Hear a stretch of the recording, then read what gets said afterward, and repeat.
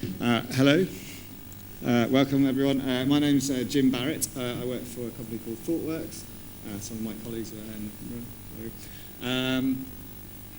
And I'm going to do a talk about this thing called Clojurescript. Does anybody know what Clojurescript is?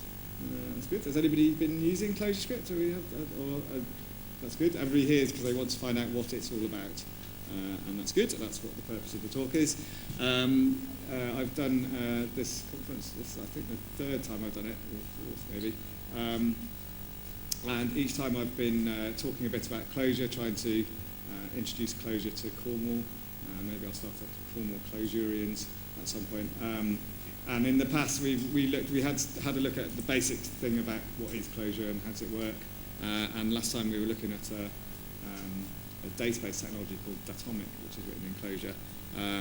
And each time, I suppose, what I'm trying to do is do a very quick tour of the thing, just to kind of like pique your interest and hopefully see if you might want to follow it through rather than very deep investigation. So I've got a kind of safari to go on with Clojurescript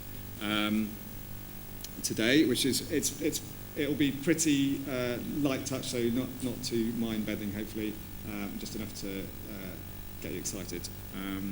So before we get into the code part, can everybody hear me when I'm standing like this? That's okay. And then here, there's this microphone.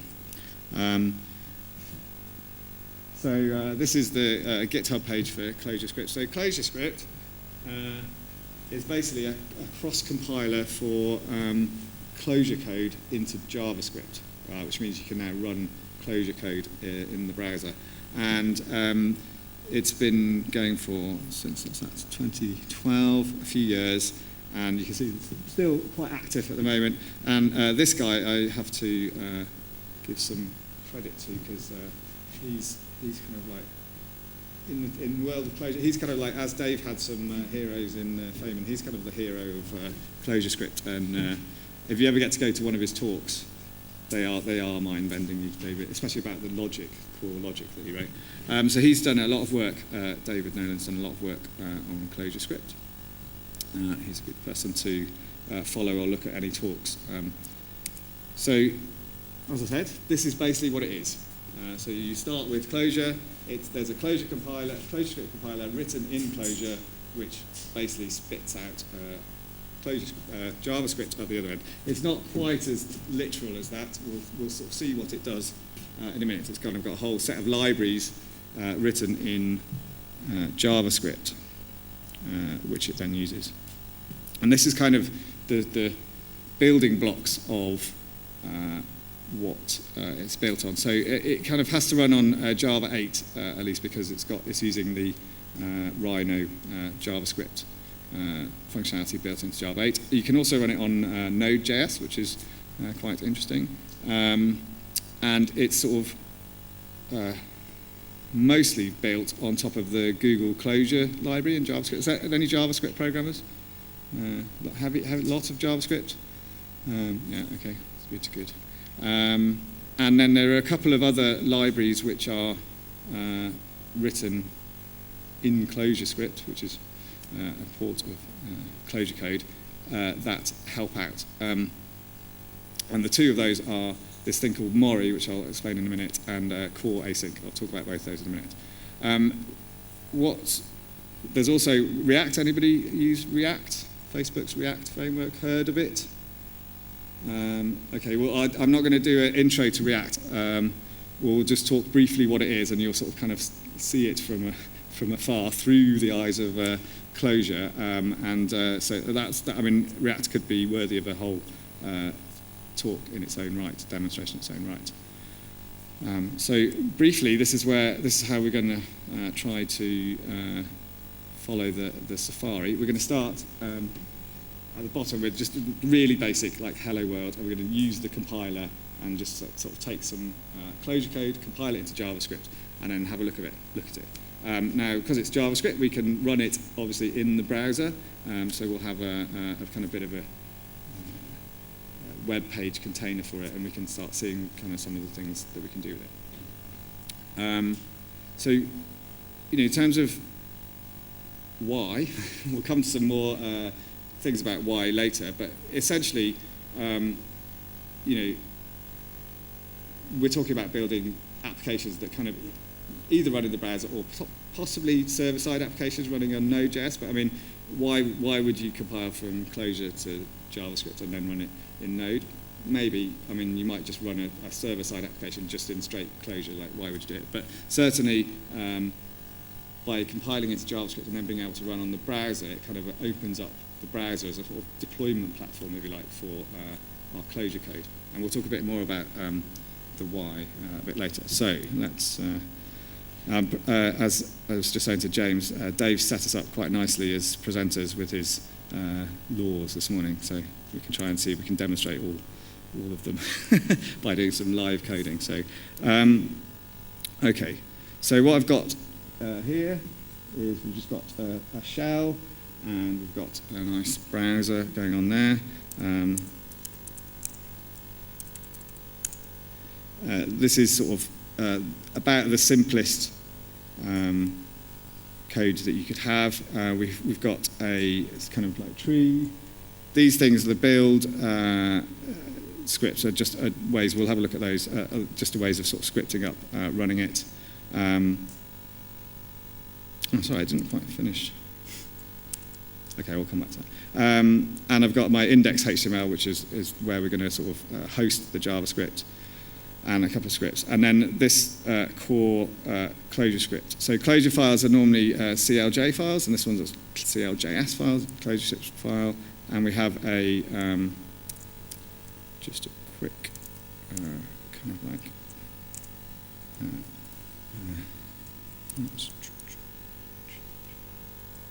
so we can see that basically the key thing to it is this Clojurescript jar file. So that's like the compiled Clojurescript environment with all the compiler and everything in it. And that's like with all Clojure programs, you can compile them down to bytecode, and so that just runs as a sort of standard Java process, and give it the class path and execute one of our scripts. So let's have a look at build.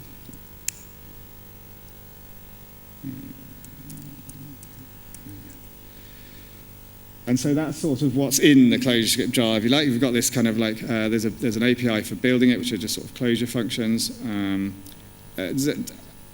Do I need to explain a bit about Clojure syntax, or do you just want to like kind of go with it? So Clojure is a kind of Lisp, hence all of these parentheses. It's basically, you can think of it as if you were going to write a function like that, which we'll see in a minute actually, because we'll be swapping between Clojure and JavaScript in a minute. You basically just sort of take the parentheses and get rid of the commas, and that's Clojure. So yes, I'd be familiar with Lisp as a thing. So it's basically a Lisp, runs on the JVM, and one of the interesting things about it is that they've built a whole set of immutable data structures underneath it. They're written in Java, but they're kind of like very fancy. It's one of the core features of Clojure. And this Mori library that I was talking about before, what David Nolan has done is basically translate all of those persistent data structures into JavaScript. So you can basically get the same kind of platform that you get in Clojure inside the browser or inside JavaScript. And we'll come back to why that might be a good thing a bit later. So this is basically a Clojure function. It has namespaces, much like Java, so that's the namespace. This is the function. There's a build function. It takes some parameters. This is the syntax for a map in Clojure, and there basically is parameters. And so we're going to compile this core file. That's a standard convention in Clojure, and it's going to create a JavaScript file. Sounds pretty simple. Okay, so that's the build. So let's have a look at what that core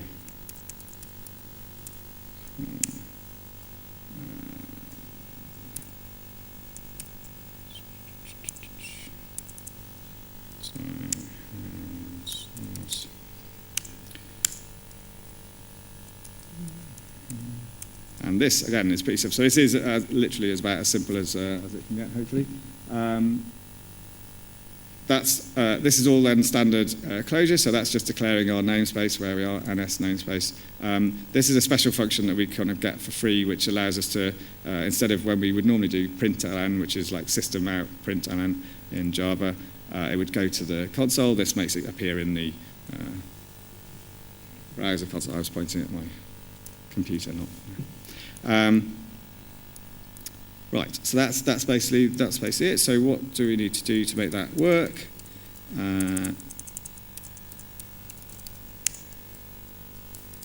I've made a little make file, so I don't have to remember that funny Java command. We compile that up. It takes a bit of time. Tells us what it's doing. And now we've got a file somewhere in our output directory called main.javascript, which looks a bit weird.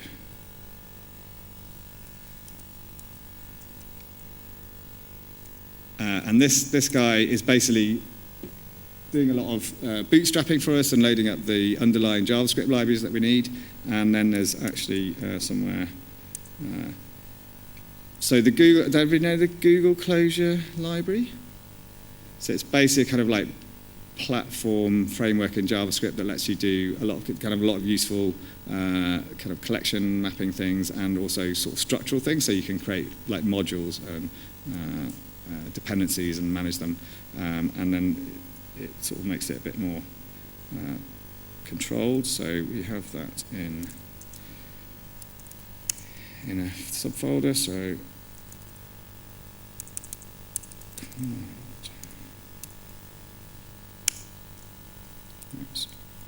this is the actual translation, if you like, of the Clojure code that I wrote.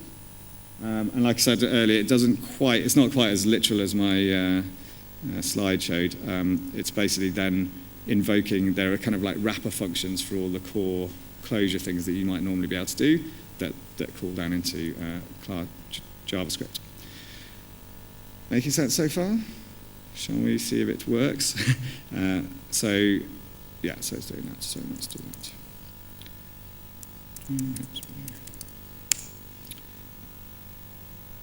So we compiled it. So if we now open our index file, hopefully. Okay, good. So it loaded that up.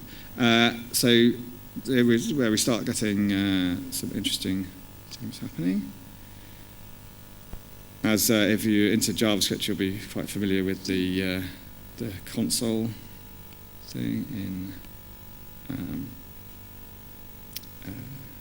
Chrome. So Chrome's a pretty good browser. I haven't even tried it in Firefox because I don't really use it anymore, but everything works well in Chrome. So I would use that if I do. So here's some interesting stuff. So basically, here we go back to our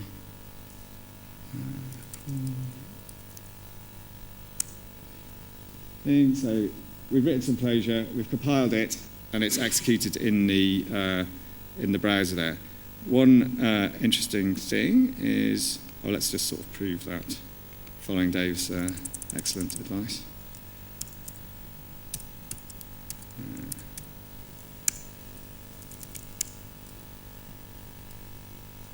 And reload that. Okay, so evidence that it works. One thing that's I think is particularly interesting from seeing this is if you look here, it's saying core.Clojurescript, right? It's not saying, and there's no JavaScript file there, and it's even got a line which is very long, but wow. So we can see what's really going on in there into this Clojure file, which is quite complicated because it's inside this print function. But I'll show you something else just now. Go back to the console. So one thing we can do, let's have a quick look at that index file just to see what's going on there.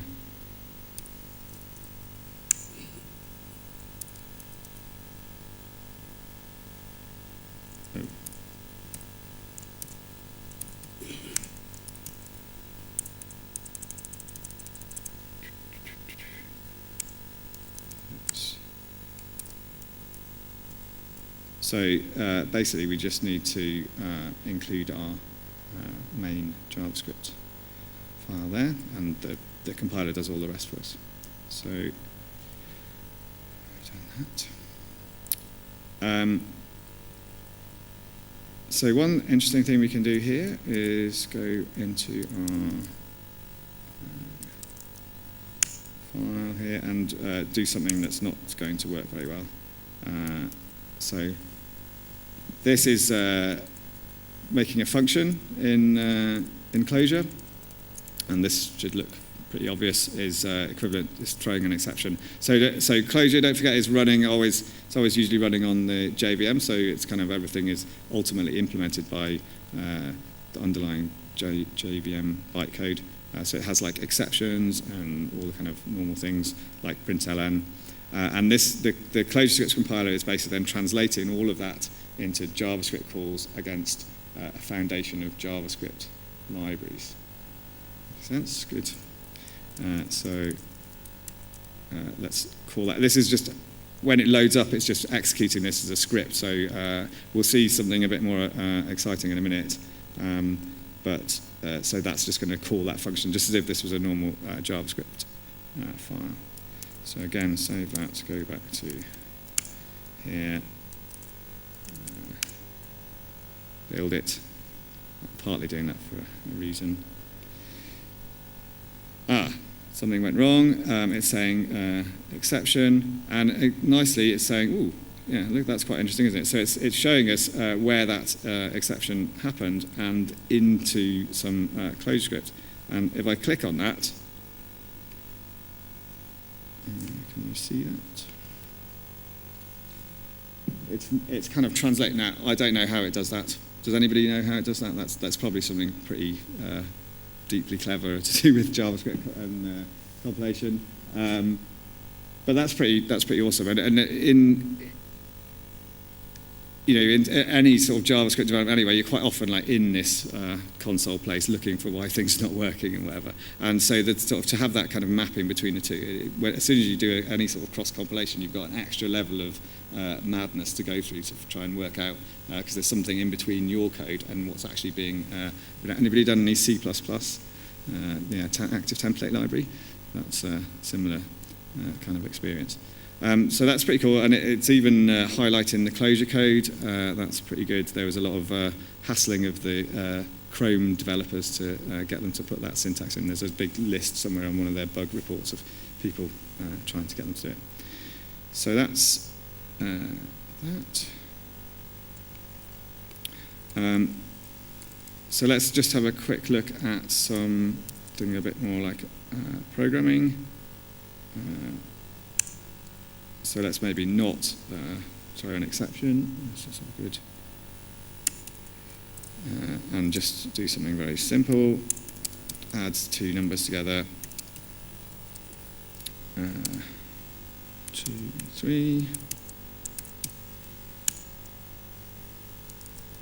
There's this sort of making and recompiling and then reloading the browser's getting a bit boring, right? So we'll sort that out in a minute.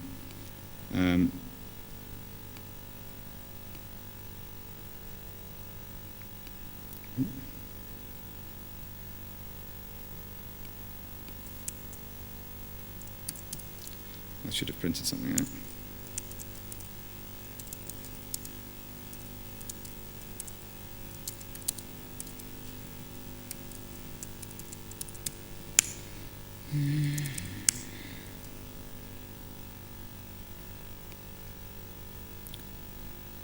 Okay, that's right. I looked up for a minute because I was using 2 + 2 when I was practicing this, so I suddenly thought it wasn't adding up right.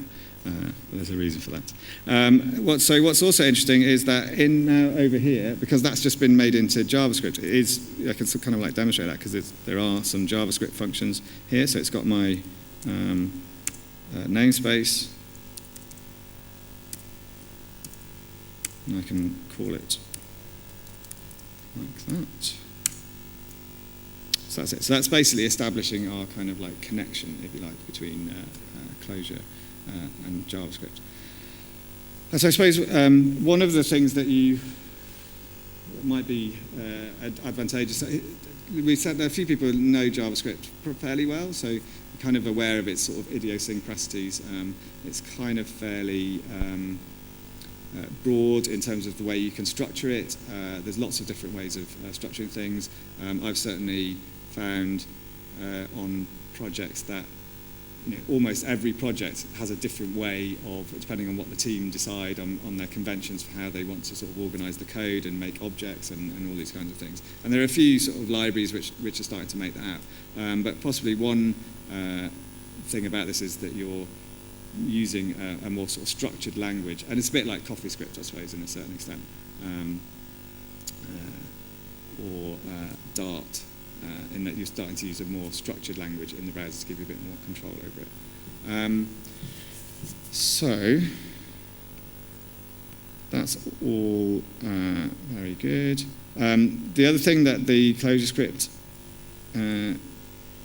compiler will let you do is, actually what we should do is have a quick look. Let's see what it's, so it's made quite a lot of stuff, basically.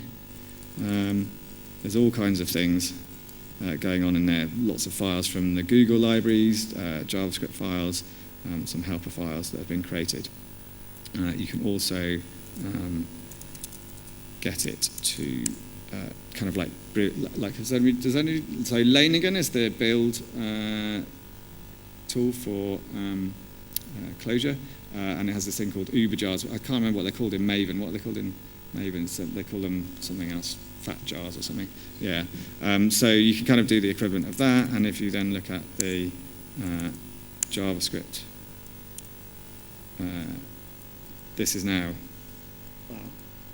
It looks even better on that screen because you can't even read. It looks like Matrix style. Oh wow, it really does go on, doesn't it? Yeah, we're only 40% through. So that's basically put the entirety of the Clojure libraries, the Clojure libraries, the Google Clojure libraries, and everything that it needs into that one file. You can just take that file, stick it with the index, and it runs like as if it was a normal JavaScript file. So that's that. Any questions so far?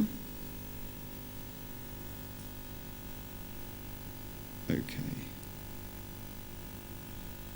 So, I'll go back to my pyramid. So that was our kind of like base level. What we're going to do now is sort of go up the abstraction stack. I'm going to take you sort of on an intermediate step before we get to the to this sort of higher plane.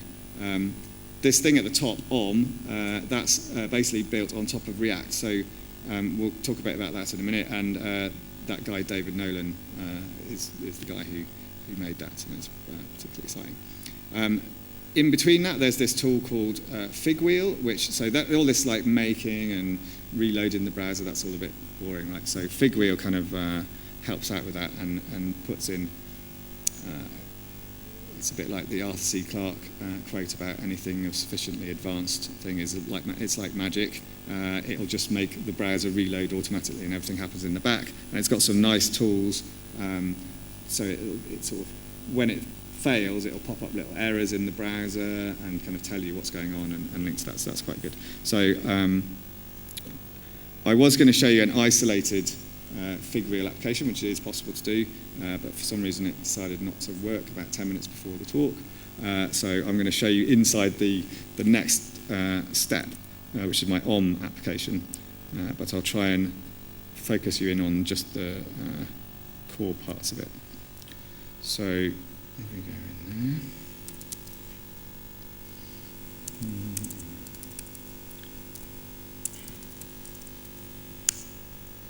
there. So Figwheel uses Lanigan. So here we're sort of, it's kind of like building on top of things and getting further away from JavaScript and into more controllable territory. Lanigan is the build tool, and so it's got a kind of like plugin called Figwheel. So in theory, so this did work earlier. So this is where we really see the live coding happening. It takes a bit longer because it's doing some compilation in the background, and as well as, so there's several things that it's provided. So it's doing compilation for us.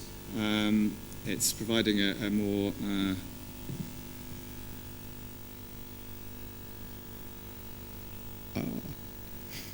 Oh no, that's good. Let me just check. Yes. Thought there was, it looked a bit like a stack trace then, but it was all right. It's because my text is very big. So it then sets up a kind of like watch onto your file. So whenever you save the files, it like recompiles them and tells the browser, and it's using WebSockets, I think, underneath to pass the stuff down. So it's getting quite complicated. But the other very exciting thing that it does is it sets itself up as a server. So another key tool in the Clojure world is the REPL, read, evaluate, print loop. And Ruby developers, yeah, sort of familiar with REPL. Python developers, yeah, everybody got REPL except Java, poor old Java. And so yeah, Clojure has a nice REPL, so it's very set up for kind of like dynamic sort of coding. And so basically, if you're going to do something in Clojure and you don't provide a REPL, everybody in the Clojure community thinks you're a bit boring. So the Clojurescript also has one of those, and you can set it up manually yourself, but Figwheel basically just does all that stuff for you. So that's pretty cool. So it's doing automatic recompilation, and it creates you this nice REPL here. Incidentally, a lot of the material here is, but I basically took several of the tutorials and sort of kind of like pin them together so that it's easy for people to go and follow. You can kind of like go yourself, and at the end of the slide deck, which I think gets sent out, is all the links, so you can pretty much. And I actually, in terms of, like I say, it's been around for a couple of years now, so things are starting to mature in terms of the documentation. It's pretty straightforward. It kind of pretty much works first time, apart from my Figwheel. Although I understand that it's because I was sort of following the tutorial and did it manually. I think it's better if you use the auto-generate tools to get the latest versions or whatever. So yeah, so it's pretty straightforward to get in hacking with yourself. So like I say, this thing has got well,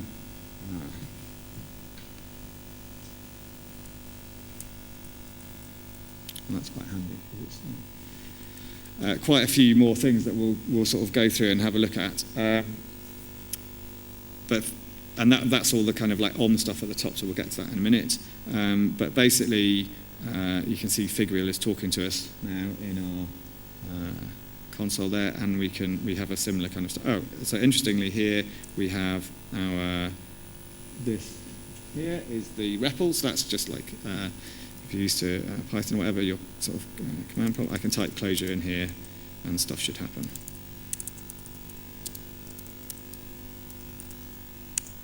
Oh, good. So that's all good. So that's connected up. So you know that's pretty cool. We can talk. I can write Clojure in here, and it's kind of magically going into my browser and being compiled into JavaScript and then executing as JavaScript in the browser. It's pretty cool. Cool stroke mad, depending on your view of things. But we'll get to why it might be worth it at the end. Okay, so let's look at the sort of setup of this. Oh, I need a new shell.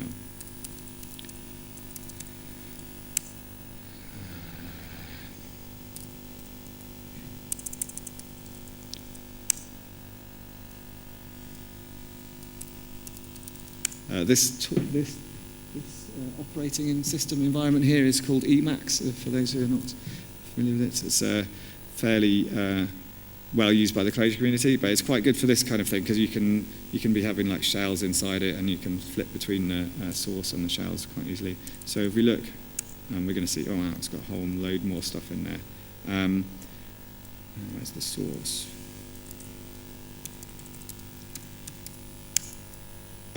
But basically, we've got the same kind of setup.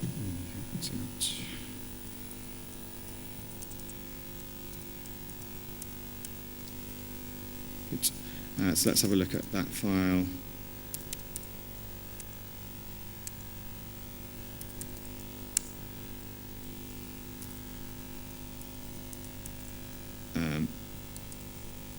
There's a lot more stuff which we'll get to in a minute up there, but essentially it's kind of doing, so I've put the same functions at the top, got our hello, and I've got a function. So let's use it over in the browser, that'll be easier. So I can kind of do hello that.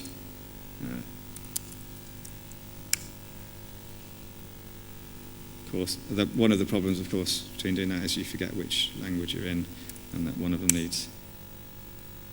Oh, yeah, so semicolons, commas. Right. And so, as we were saying, all that making stuff was getting quite boring, wasn't it, earlier? So now I can, in theory, just do this, save the thing. Oh, look, a nice little pop-up up there. Figureel's telling us everything that it's doing. And now if I do that again, it's changed. So that's pretty nice. So that gives you, it's quite a good, so obviously the reason why REPL is good for you is because, back to sort of Dave's thing again, is you've got this like nice feedback loop. So you've got very rapid feedback, and we can do some quite exciting things. So we can do some slightly more exciting things than just executing functions, although that's pretty exciting. So we can start playing around with, like maybe this is a good one. So you can also, there are some drop-downs directly into JavaScript, which you can do. So I can do naughty things like that.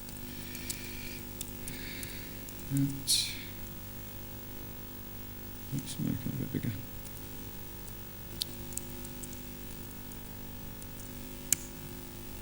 And it's pretty fast, right? It's quite clever.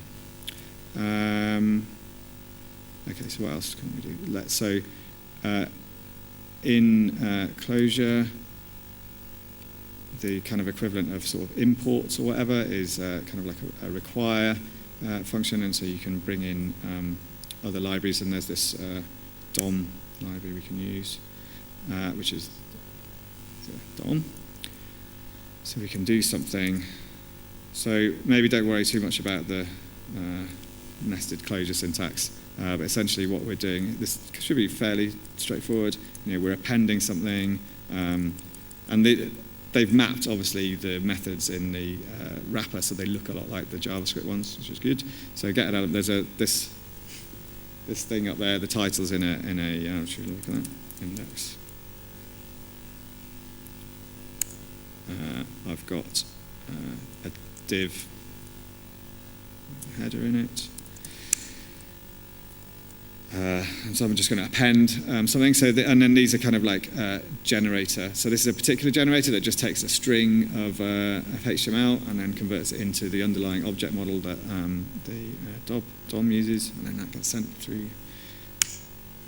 Brilliant. That's working. And so yeah, you can kind of start playing around with the things. So one of the, I guess, philosophies or patterns, or it sort of leads you towards, is kind of building things in code, really, rather than sort of like more like templating languages, where you're just sort of writing HTML and then sort of interpolating values into it. Like, do people have views on that? Like, who prefers to code their UIs versus?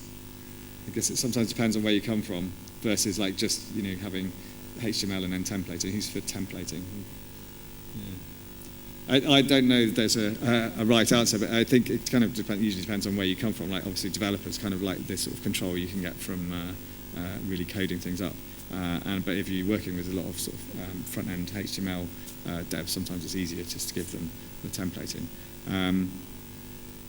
I guess we're sort of on the road to OM now, in that once those sort of applications start getting more and more complicated, and you start wanting to sort of decompose them into smaller parts, it starts getting quite complicated. So particularly when you have kind of like smaller components. So has anybody just tried to sort of build components with Java, like straight JavaScript and HTML? And so, where do you put the JavaScript and the HTML templates? Do they live in the same file or in the same folder? And then do you put like all the components in one JavaScript file and then all the templates in another file, or put them in subfolders and sort of? It seems quite hard sometimes to sort of stick them together and encapsulate them into a thing which you could sort of recognize as a component and then kind of interact with and sort of reuse. And that's one of the sort of things that React kind of brings to you. So React is a JavaScript framework built by Facebook, because they started running into this kind of problem, big user interfaces, lots of things going on.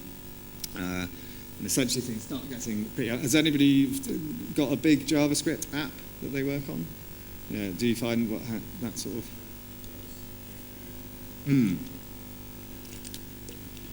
So exactly, so jQuery has a similar kind of like pattern answer to that problem, right? So you can build components in jQuery, and it's got a certain way that you go about doing them. React, the way they describe it is it stays in the V part of the MVC pattern, so it's all about views, so they don't really say anything about where you get your data from or how you organize your application, but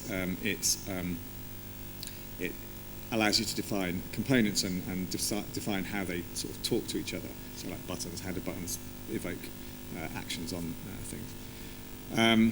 And they are quite opinionated about the templating. So templating happens inside your JavaScript, and they've got this, I think it's called JSX, which is a kind of extension to JavaScript where you can, if I had the internet, I should have had an example. You basically can type HTML inside your JavaScript function.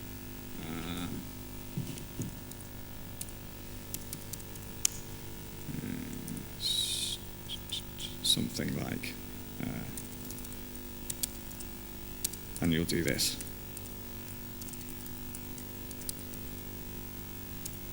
And again, there's some like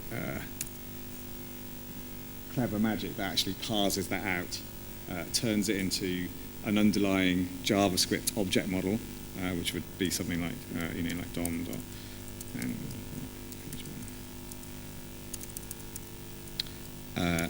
and so it sort of it kind of like translates all that on the fly, but it just looks like a normal JavaScript file. And the sort of thinking behind that is that it's, it's more declarative. It's simpler to see what's going on. Of course, you're on the code side of this templating code thing. You're definitely in code. You're writing code. So if you've got people who are just sort of straight up HTML coders, it might be a bit weird for them because they have to get into that idea of actually breaking the user experience down into modules. But I think a lot of people are kind of getting there anyway these days with sort of, even if you just have sort of CSS, and it's sort of getting a bit more modular in the way that people think about it. So maybe it's not a massive leap. So that's basically React. The other thing that React does, which is particularly interesting, is it's got a very clever sort of model of how it does the rendering in the browser. So it basically creates a shadow model of the DOM in the memory, and then whenever you make changes, you actually make changes to the shadow model of the DOM, and then it's got a special algorithm where it works out what the differences are and then applies them to the actual DOM, so that you're not kind of like constantly going around manipulating the real DOM in the browser memory, which is quite expensive operation. So the other one's very cheap in memory, and it also prevents things like if several events all set a CSS flag, which is the same one, onto a thing, you're only going to get one actual change to the browser DOM. So that, in theory, makes it a lot more efficient. It's also got this kind of like interesting sense of time and events. So one of the other things about having lots of components on the screen and lots of events coming around is that it kind of gets a bit messy with sort of like promises and nested callbacks and all of this kind of stuff in JavaScript. Anybody familiar with that world? And it's usually call this thing back, and then if this thing happens, then call another thing. And so React kind of helps with that because it provides a more declarative model for how you deal with all of that kind of stuff. And then adds something on to the top of that, even as we'll see. So that's all quite sort of theoretical. Let's have a look at a sort of basic example of the simplest part of a OM component. So let's go to. That was all a bit boring, wasn't it? So this one. So one of the key items or whatever in ON is clearly defined. So there's two things really: clearly defined like life cycle for your components. So it's all about components, about a way of defining components, similar to the jQuery one. How you write your components and how they interact with state and when that state changes, and how you configure them. And they have these two things called like properties, and state. It's a bit subtle, the differences between them. In my head so far, in my understanding, properties are a bit like more like your configuration things, like what color to be and all of this, and then state is your actual data, loosely. But you can respond to changes to either of those things, and React kind of basically does that plumbing for you. So all you have to do is change the state, and your events, your DOM will magically get updated. Your code, you don't have to write that plumbing. And if you has anybody actually done that in JavaScript when you actually write your own, sort of event handlers and then a model, and then you connect it up, and you have like functions that call you back when something changes and all this. It's basically sort of making all that go away and giving you a clean way to do it. And then so basically just takes that as a sort of specification, if you like, or an API, and then wraps it with Clojure and adds some extra stuff on the top. And so one of the things that you need is some kind of place to hold the state of what's going on in the app. In Clojure, there's a very strict kind of, because it's a sort of functional language, so you're trying to keep state and mutability quite as a separate concern from actual doing functions. So you can kind of think of, and React is a similar way in that you can kind of think of the things that render the components as to be functions. So given a certain input, they always return exactly the same DOM rendering. The function itself never mutates anything. It's just sort of given state A, produce browser representation A star or whatever. So we need somewhere to store our state. In Clojure, if you want to store something that lots of different things are going to change, so some kind of common states, there's this construct called an atom, which is basically loosely like a synchronized thing. There's actually an atom in Java, though, isn't there? I think there's like an underlying atom thing. It's a bit like a synchronized object. So it does allow it to mutate, but it does it in a very controlled way. And one of the things you can guarantee is that if I give you a reference to an atom, no matter how many times you dereference it, you'll get the same value until a change has been committed. So it just keeps you all kind of thread safe. And so again, what's happened here is that they've translated that concept of an atom into some kind of magical JavaScript version underneath the covers. So I can, it's as if I'm writing, interacting with the Clojure object, but something's magic's happening underneath. So I'm setting up some state for the. It's not that good.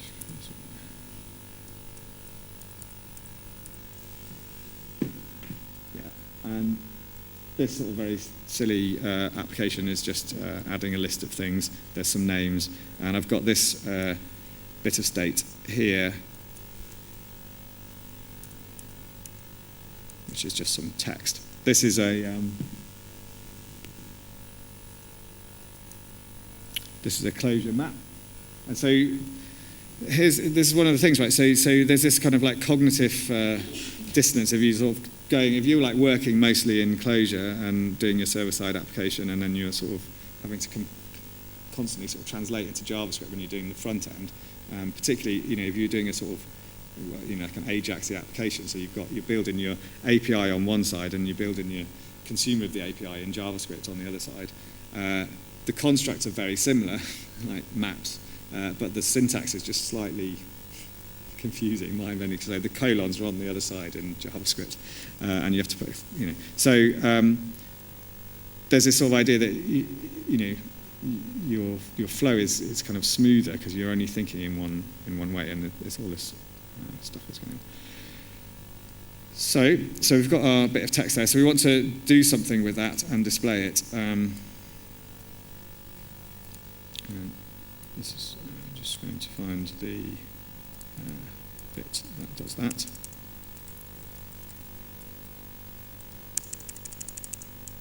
clear out the stuff that's not relevant.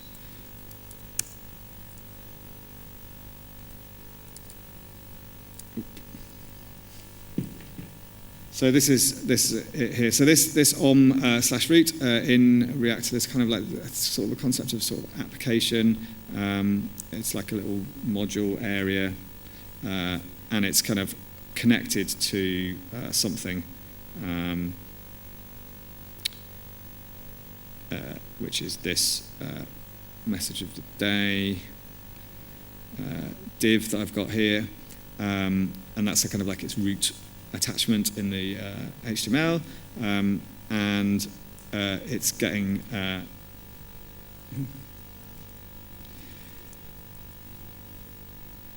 this structure here is kind of like an anonymous function. So it's just I'm declaring a function in there that's going to be returned, and this is a function which creates components, basically, and you can't. Yeah, sorry. I meant to turn that off because it's a bit annoying when you. It's actually the FN, and Emacs turns it into that. Some people think it's one of those things that you think is really cool when you first see it, and then after a while, it sort of gets a bit annoying. Especially when you're doing presentations, because then people don't actually know what the code says. And I meant to turn it off. Sorry. But yes, that's FN is the syntax for a anonymous function. And so this basic component is going to return some stuff, basically, which is going to be an object model of a DOM. So we're in this land of code. We had that other kind of like method where you could actually type some HTML and have it automatically translate it, which would be a bit like what React does. But you can also just write code. And what we're doing there is creating a code tag and putting in the. So this is the syntax for extracting values from a map in Clojure. So the map has come in as data, variable data, and that just says, please get me the message of the day thing key out of data, value out of data.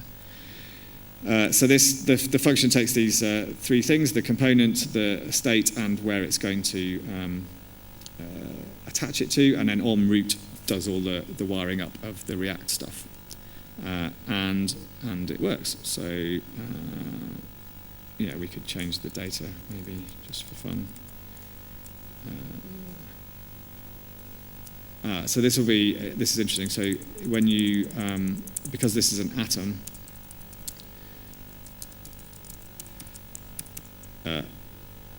that hasn't automatically changed because that state is sort of like a singleton effectively inside there, and so you have to sort of reload it.